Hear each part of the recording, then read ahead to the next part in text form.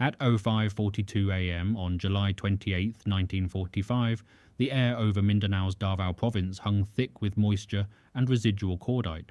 The 503rd Parachute Infantry Regiment had reported 12 female civilian internees held in a former copra processing facility, now designated POW Camp 17D. Intelligence estimates suggested summary execution within 48 hours as Japanese forces withdrew inland. The camp's perimeter wire measured 60 meters square. Guard strength was unknown. Radio intercepts logged at 0415 confirmed movement orders for the remaining garrison. At dawn, a patrol from Dog Company approached the gate carrying not rifles at ready, but field rations in canvas bags. The operation had no code name. After-action reports would later describe it simply as food delivery under tactical conditions. The women inside had received no meals for 36 hours. The guards had received orders that morning, but those orders would not be executed. What happened in the following 3 hours would appear in classified debriefings, but never in official histories. The reconnaissance patrol had departed Firebase Bravo at 0430, moving through secondary growth jungle along a logged trail. Staff Sergeant William Harris, age 32, led 8 men from Dog Company's 2nd Platoon.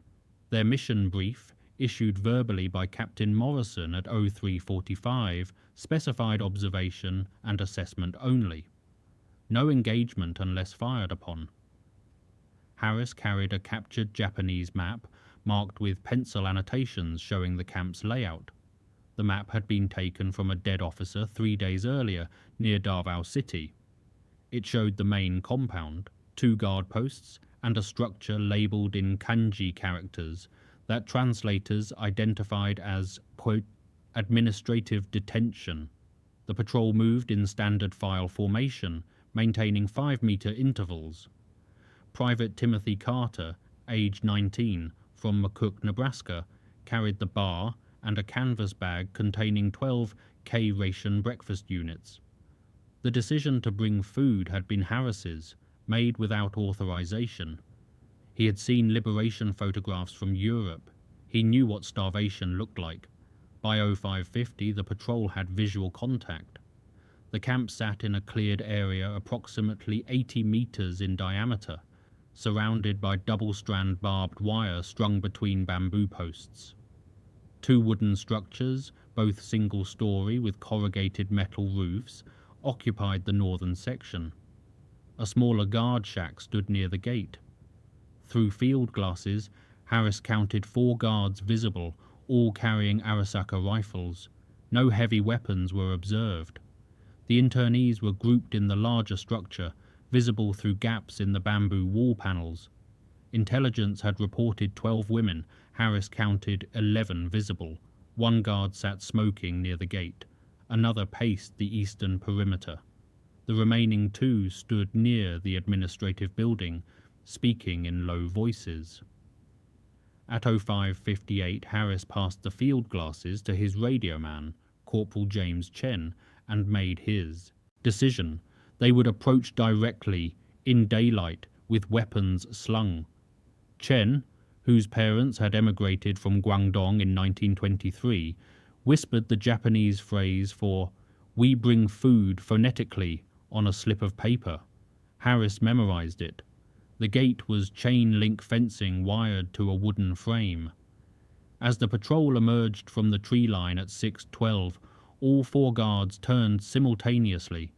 Harris raised his left hand, palm forward, and called out Chen's phrase. His pronunciation was imperfect. For 7 seconds, no one moved. Then the guard near the gate lowered his rifle barrel and gestured toward the main structure. Harris signaled his men forward. They entered in 2 columns, moving deliberately, weapons still slung. The smell hit them immediately. Human waste, rotting vegetation, and something metallic that Carter would later identify as untreated infection.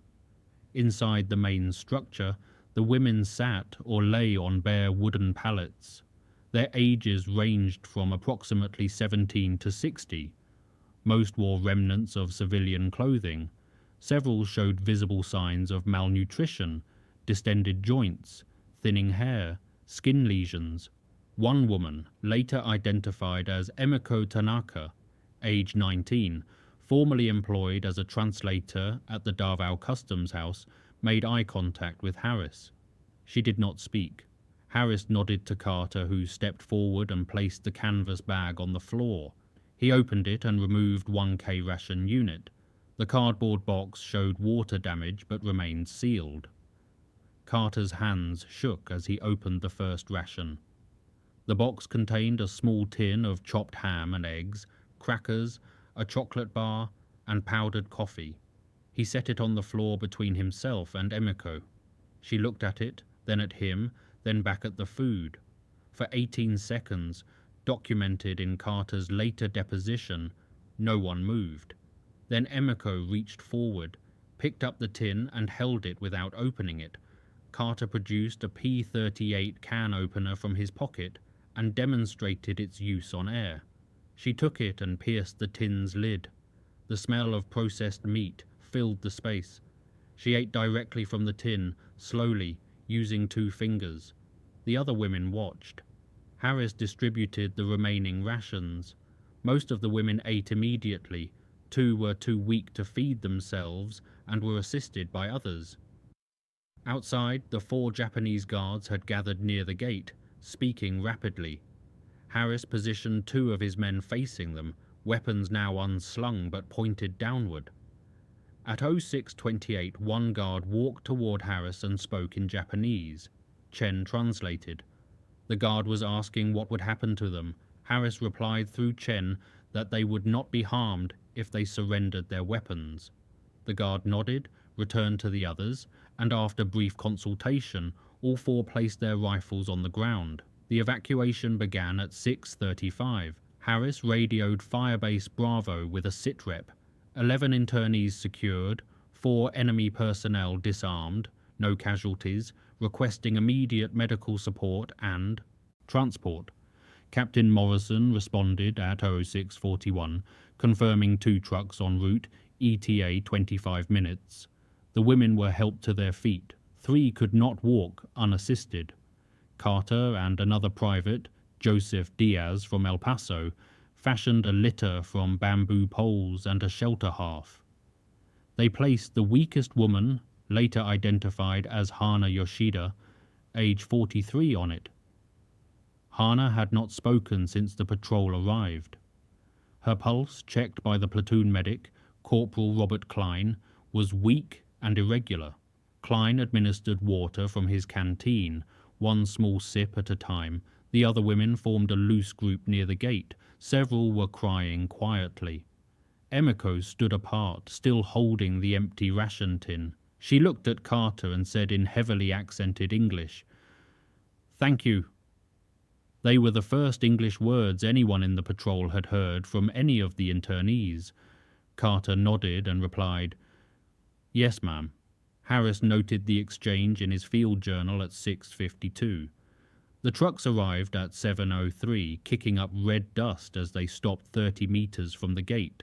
The drivers, both from the 592nd Engineer Battalion, had been diverted from a road-clearing detail. They carried no medical supplies beyond basic first aid kits. Klein immediately requisitioned both kits and used sulfur powder on the visible infections. The most severe case was a deep laceration on the left calf of a woman named Keiko Matsumoto, age 28, a school teacher from Cagayan de Oro. The wound showed signs of gangrene. Klein wrapped it tightly and told Harris she needed surgical debridement within 12 hours or the leg would be lost. Harris radioed for priority medical evacuation. The response came back at 07:15. All medevac aircraft were committed to a casualty situation near Kibawe. Ground transport to the field hospital at Tegum would take approximately 90 minutes. Harris acknowledged and ordered immediate departure. The women were helped into the truck beds, sitting on wooden benches along each side. The 4 disarmed Japanese guards were placed in the second truck under guard. Harris rode in the lead truck's cab. Carter sat in the back with the internees, his bar across his knees. The convoy departed at 07:22, heading northeast on a packed earth road that wound through abandoned coconut plantations. The road had been cleared of major obstacles 2 days earlier, but remained vulnerable to ambush. Harris had requested aerial observation, but none was available. The trucks maintained 15-meter spacing and a steady speed of 30 kilometers per hour. Dust from the lead vehicle obscured visibility to the rear. At 07:48, as the convoy passed through a section where the jungle pressed close on both sides, a single rifle shot struck the lead truck's hood. The round penetrated the engine block, and the truck rolled to a stop. Harris ordered both trucks off the road. The drivers pulled into a shallow drainage ditch on the right side. Men dismounted and took defensive positions. Another shot ricocheted off the second truck's tailgate. Carter pushed the women down flat in the truck bed and scanned the tree line. He saw movement approximately 40 meters out, partially obscured by bamboo thickets. He did not return fire. Harris had established strict rules of engagement, positive identification required before firing. The ambush lasted 4 minutes. Enemy fire came from 3 positions, all on the eastern side of the road, suggesting a hasty delaying action rather than a prepared defense. Harris estimated enemy strength at 6 to 8 personnel. Radio contact with Firebase Bravo confirmed no friendly forces in the area. The attackers were likely stragglers from the 100th Independent Infantry Battalion, known to be withdrawing toward the interior. At 07:51, Corporal Chen spotted muzzle flash from a position 20 meters forward of the convoy and called out the range and direction. Harris authorized suppressive fire. Carter, Diaz, and 3 other riflemen fired controlled bursts into the indicated area. The enemy fire ceased immediately. Harris ordered ceasefire at 07:55. The patrol waited in position for 3 minutes, observing. No further contact. The lead truck's engine was disabled, but the vehicle remained mobile enough to be towed. Harris made the decision to continue with both trucks linked by tow chain, reducing speed to 20 kilometers per hour. The delay would add 30 minutes to their arrival time. Klein checked the internees during the halt. All were shaken but uninjured. Hana remained unconscious. Her breathing had become shallow and rapid. Klein told Harris quietly that she might not survive the journey. The convoy resumed movement at 08:03, now travelling at reduced speed with heightened alert. Every man scanned his sector continuously. The women sat in tense silence, some with hands pressed over their ears. Emiko watched Carter, who maintained his position facing rearward with the bar ready. At one point she reached out and touched his boot. He looked down at her and she mouthed, "Okay?" He nodded. The gesture lasted perhaps 3 seconds. Neither spoke. The convoy passed through 2 more kilometers of vulnerable terrain without incident, then emerged into more open country, where the road widened and the jungle receded. At 08:35, they reached a junction where a military police checkpoint confirmed the route ahead was clear. Harris reported the ambush coordinates, and the MP sergeant logged the information for intelligence review. The final 15 kilometers to Tagum proceeded without further contact. The field hospital at Tagum occupied a former tobacco warehouse on the town's western edge. It consisted of 4 large tents and the warehouse building itself, which housed the surgical unit. The facility was staffed by personnel from the 54th Field Hospital and handled an average of 45 cases per day, mostly combat injuries and tropical disease. When the convoy arrived at 09:17, 3 nurses and a physician, Captain David Chen, no relation to Corporal Chen, met the trucks at the entrance. The women were helped down and led into a triage area inside the warehouse. Hana was carried on the litter directly to the surgical tent. Captain Chen examined her briefly, noted her vital signs, and ordered immediate IV fluids and preparation for surgery. Her condition was listed as critical. The other 10 women were processed systematically. Vital signs recorded, visible injuries documented, preliminary examinations conducted. All showed signs of severe malnutrition. Average body weight was estimated at 38 kilograms. Several had untreated bone fractures, identifiable by deformity and limited mobility. Keiko's leg wound was cleaned and debrided. The gangrene was extensive but had not yet reached the bone. Captain Chen decided amputation was not immediately necessary, but remained a possibility. All 11 women were admitted for treatment and observation. Harris submitted his after-action report at 10:05, typing it himself on a field desk in the hospital's administrative tent.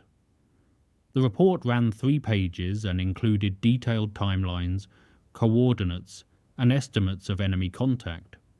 He described the decision to bring food as a tactical consideration based on the likelihood that the internees would be too weak to evacuate without immediate caloric intake. He made no mention of humanitarian motivation. The report was forwarded through channels and reached regiment headquarters by 13 Mauld. It was noted and filed. No commendations were issued. The action did not meet the criteria for combat decoration since enemy contact had been brief and inconclusive. The 4 captured Japanese guards were transferred to the POW compound at Davao City. They were processed and eventually repatriated to Japan in early 1946. Their names appear in repatriation records but not in any war crimes investigations. They had not harmed the internees. Carter remained at the hospital until 14:30, longer than the rest of the patrol. He sat on a wooden bench outside the triage tent, his bar leaning against the wall beside him. At 11:20, Emiko emerged from the tent accompanied by a nurse. She had been bathed, given clean clothing, US Army fatigues rolled and tied to fit, and fed a meal of rice, canned vegetables and broth. Her hair, which had been matted and filthy, was now clean and pulled back. She saw Carter and walked directly to him. She stood facing him and said, "You came with breakfast." Carter stood and replied, "Yes, ma'am, it wasn't much." She said, "It was enough?" They stood in silence for several seconds. Then she asked, "Why?" Carter thought about the question. He later told the division chaplain during a routine morale interview that he didn't have a good answer. He told Emiko, "It seemed like the thing to do." She nodded as if that made perfect sense. She asked where he was from, and he told her. She had never heard of Nebraska. He tried to explain its location, then gave up and said it was very far from here. She asked if he would go home soon, and he said he didn't know. She said she had no home to return to. Her family had been in Manila, but she had not heard from them since 1943. She did not know if they had survived. The conversation lasted approximately 10 minutes. They spoke about small things, the weather, the food in the hospital, the jungle. At one point, Carter asked if she had been treated well by the guards, and she paused before answering. She said they had not been treated well, but also had not been treated as badly as they feared they might be. She said the last 3 days had been the worst, when food stopped and the guards became nervous. She said she had believed she would die. Carter said he was glad she hadn't. She smiled slightly and said she was also glad. A nurse called her name from the tent entrance and she stood to leave. She thanked Carter again and walked away. He watched her go, then picked up his weapon and returned to the truck for transport back to Firebase Bravo. Hana Yoshida survived her surgery but died 4 days later from infection that did not respond to available antibiotics. She was buried in the US military cemetery at Tagum on August 2, 1945, with full honours despite not being military personnel. Her grave was marked with a wooden cross bearing her name and dates. The cross was later replaced with a standard military marker at the request of her surviving daughter, located in 1947. The other 10 women remained hospitalized for periods ranging from 11 days to 5 weeks. All survived. Their recovery was documented in medical files that recorded daily weight gain, resolution of infections, and gradual return of physical strength. Psychological assessment was minimal. The hospital had no dedicated psychiatric staff. Notes in several files mention nightmares, anxiety, and reluctance to speak about their detention. Emiko's file includes a single-line note dated August 4th. Patient appears stable, cooperative, making good recovery. Asks frequently about American soldier who gave her food. On August 9, 1945, the second atomic bomb fell on Nagasaki. News reached Tagum via radio at 15:30 local time. Harris was present at Firebase Bravo when the announcement was made over the company radio net. He recorded in his journal, "Second bomb dropped. They say the war will end now. Hard to believe." On August 15th, Emperor Hirohito's surrender announcement was broadcast. Translation reached American forces within hours. The war in the Pacific was officially over. At the field hospital in Tagum, nurses informed the Japanese internees of the surrender. Reactions varied. Some cried, others sat in silence. Emiko asked the nurse if this meant she could go home. The nurse said she didn't know where home was anymore. Emiko agreed that was true. The 503rd Parachute Infantry Regiment remained in the Philippines through September 1945, transitioning to occupation duties and processing of surrendered Japanese personnel. Dog Company moved from Firebase Bravo to a garrison position near Davao City on August 22nd. Harris was promoted to Technical Sergeant on September 1st. Carter received no promotion but was assigned to a recreation detail that organized baseball games and distributed mail. He wrote letters home describing the end of the war but did not mention the rescue operation. His letters, preserved by his family and later donated to the Nebraska State Historical Society, focus primarily on weather, food, and anticipation of returning home. One letter dated September 10th includes the line, "I saw some things here that I think about sometimes. I guess we all did." He did not elaborate. The internees were discharged from the hospital between August 15th and September 8th. They were offered transport to Manila, where Allied occupation forces were establishing civilian assistance centers. All 10 accepted. Emiko departed on August 28th aboard a C-47 transport. She carried one small bag containing clothing provided by the Red Cross and a letter of identification issued by the U.S. Army Civil Affairs Office. Before boarding, she asked a nurse if it would be possible to contact the soldier who had given her food. The nurse said she would try to pass along a message. Emiko wrote a brief note on a piece of paper torn from a notebook. The note was given to the nurse, who promised to deliver it. Whether she did is not recorded. The note has not been located in archives. What Emiko wrote remains unknown. In Manila, the 10 women were processed through the civilian repatriation system established by occupation authorities. The system was overwhelmed.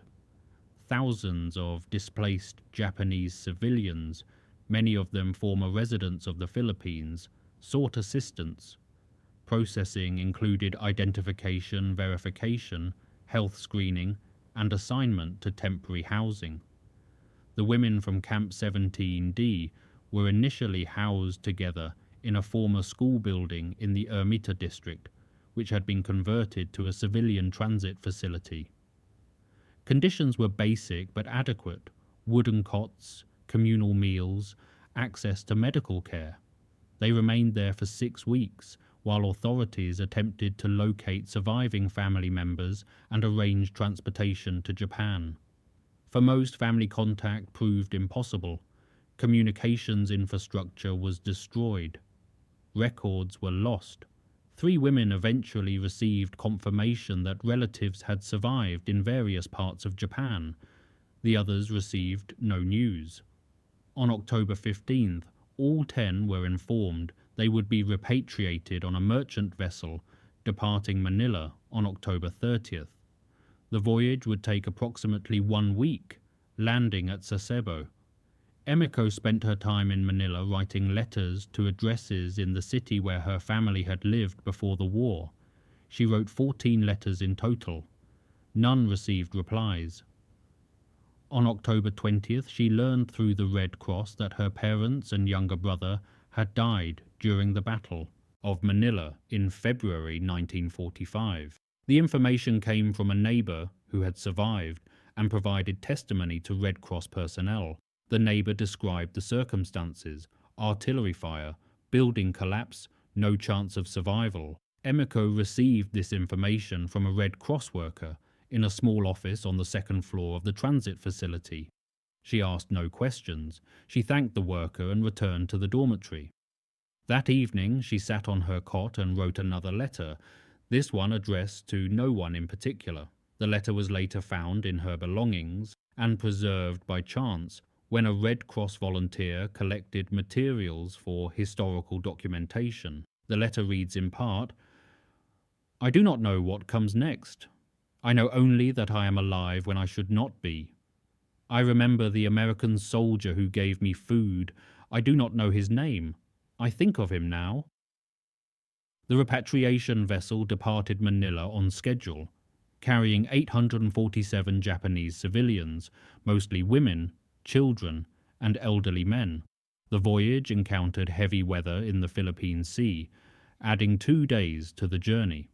The ship docked at Sasebo on November 8, 1945. From there, repatriates were processed through an Allied occupation facility that recorded names, ages, and intended destinations. Most had nowhere specific to go. Cities across Japan lay in ruins, infrastructure was destroyed, and the occupation was still establishing civil administration. Emiko listed her destination as Hiroshima Prefecture, where her mother's sister had lived before the war. She had no recent contact with this aunt and did not know if she had survived the atomic bombing of Hiroshima on August 6th. Nevertheless, she stated this as her destination and was issued a rail pass and minimal subsistence funds. She boarded a train on November 12th and travelled west through a landscape of devastation that exceeded even the destruction she had witnessed in the Philippines. She reached Hiroshima on November 14th. The city was unrecognizable. The atomic bomb had created a zone of total destruction approximately 2 kilometers in radius from the hypocenter. Outside this zone, damage decreased but remained severe. Emiko's aunt had lived approximately 3 kilometers from the hypocenter. Emiko walked to the address, following a street map that was now largely useless since landmarks had been obliterated. She found the location, but the house was gone. A makeshift shelter stood in its place. An elderly man living there told her that the previous resident, matching her aunt's description, had died in October from radiation sickness. The man did not know if any family members had survived. Emiko thanked him and walked away. She spent that night in a refugee shelter operated by occupation forces. The shelter provided a meal and a sleeping mat. At some point during the night, Emiko made the decision to write down what had happened to her. She began with the morning of July 28, 1945, and the American soldier carrying breakfast. Emiko's account, handwritten in Japanese on paper provided by the shelter, ran to 17 pages. She wrote in clear, precise sentences, describing events without emotional elaboration. She wrote about the weeks before the rescue, the deteriorating food situation, the fear that increased daily, the morning when they heard distant artillery and knew American forces were approaching. She wrote about the guards, describing them not as monsters but as young men who seemed increasingly frightened as the war turned against them. She wrote about the moment when the Americans entered the camp, about her confusion when she saw the canvas bag, about the taste of the food. She wrote, "I did not understand why they brought food instead of weapons. Now I think I understand. They knew we were not soldiers. They knew we were hungry. That was enough." She described the ambush during the evacuation, the hospital, the nurses, and Captain Chen. She described her conversation with Private Carter and wrote, "He was very young. He did not seem like a soldier. He seemed like someone who wanted to help. I think that is what he was." The manuscript was completed on November 20th. Emiko kept it with her as she moved from Hiroshima to Osaka, where she found temporary work with occupation authorities as a translator. Her English skills, though limited, exceeded those of most available personnel. She worked for the Civil Information and Education section, translating documents and assisting with civilian communications. She lived in a small room in a building that had partially survived the firebombing. She sent inquiries through Red Cross channels attempting to locate Private Timothy Carter of McCook, Nebraska, but received no response. The U.S. military's personnel tracking system in late 1945 was overwhelmed with demobilization. Individual soldiers returning home often left no forwarding information. Carter had been discharged in December 1945 and returned to McCook. He did not know anyone was looking for him. Carter returned to farming. He married in 1948, had 3 children, and lived his entire life within 50 miles of his birthplace. He did not speak frequently about his war service. When asked, he provided basic facts. He had served in the Pacific. He had been part of the liberation of the Philippines. He had come home. He did not mention the rescue operation. It had not seemed significant at the time. Just one day among many, one mission among dozens. He had not kept Harris's phone number or address. The patrol had dispersed after demobilization, and most members never contacted each other again. In 1982, Carter was interviewed by a local journalist writing an article about McCook veterans. The journalist asked if anything stood out from his service. Carter thought for a moment and then described, briefly, the morning they brought breakfast to the POW camp. He said it was the only time during the war he felt like he was doing something that made sense. The article ran on the front page of the McCook Gazette on November 11, 1982. It was 300 words long and mentioned the incident in a single paragraph. No one from outside McCook read it. Harris had a longer military career. He remained in the army, served in Korea, and retired as a major in 1965. He wrote no memoirs and gave no interviews. His military records, stored at the National Archives, include the after-action report from July 28, 1945, and nothing more about that specific operation. He died in 1987 in San Antonio, Texas. His obituary in the San Antonio Express-News mentioned his service in 3 wars but provided no details. His family donated his papers to the archives, but the papers consisted mostly of official documents and a few personal letters. None mentioned the rescue. Emiko continued working as a translator in Osaka through 1950, then moved to Tokyo and found employment with a trading company engaged in rebuilding Japan's export sector. She married in 1952. Her husband was an accountant. They had 2 daughters. She kept her wartime manuscript in a wooden box in a closet.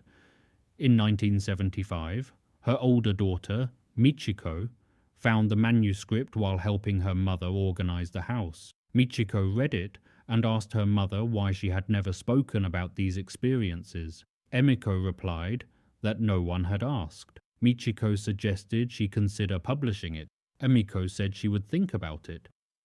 In 1979, Emiko contacted a small publishing house in Tokyo that specialized in wartime accounts. She submitted the manuscript with a brief cover letter explaining its origins. The publisher accepted it and released it in 1980 as a short book titled Breakfast and Survival. The print run was 3,000 copies. It sold modestly, mostly to libraries and historians. Reviews were positive but brief. One reviewer noted, "A rare account of a small mercy during the Pacific War's final days reminds us that war contains moments of humanity even in its darkest hours."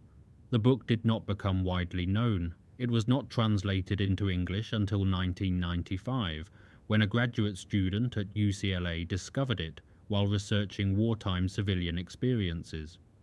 The translation was published by a university press in a print run of 1,000 copies. It received minimal attention. Timothy Carter died in 1988.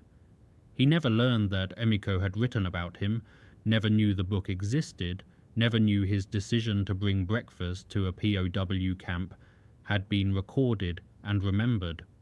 His family, in cleaning out his belongings, found among his effects a single photograph of him in uniform standing next to a truck in what appeared to be jungle terrain.